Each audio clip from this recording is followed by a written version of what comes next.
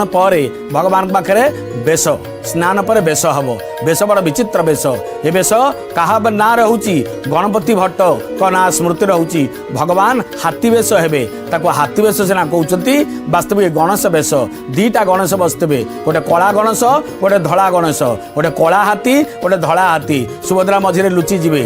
माने गोपाल तीर्थ मठ एवं मंदिर तरफ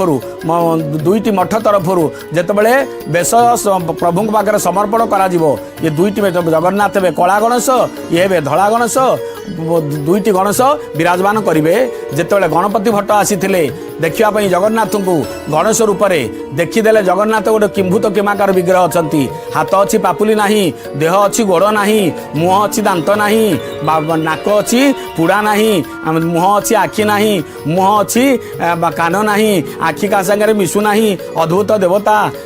मान अपाणी पाद जबन ग्रहीत्वा पश्चात चक्षु सशुणत्व कर्ण ये कौन गोटे देवता एमती कौन गोटे देवता हो पारती ना ना ना ये देवता नुह ये मोर गणेश नुह मंदिर चारिपटे बुलिले अनेक छोट बड़ ही गणेश अच्छा किंतु कौ गणेश क्या सागर मिशुना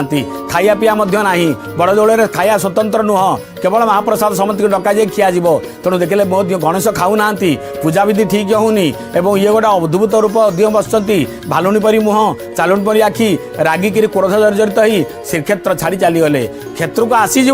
छाड़िकी जा कथा कह ना ये हूँ श्रीक्षेत्र आकर्षण जिते छाड़िकी पलैले अच्छा 18 नला सेपटे रहीगले शोई पड़ी दी भाई जाक पहुँची गले कौन है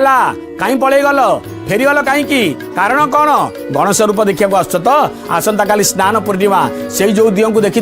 से दांड को आसवे देख गणेश रूप अच्छा कि नहीं जिते आसी ता परदिन स्नान शौचादि कर्म सारी आसी दांडे ठिया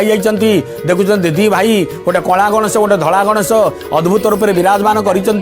विनायक विघ्न राज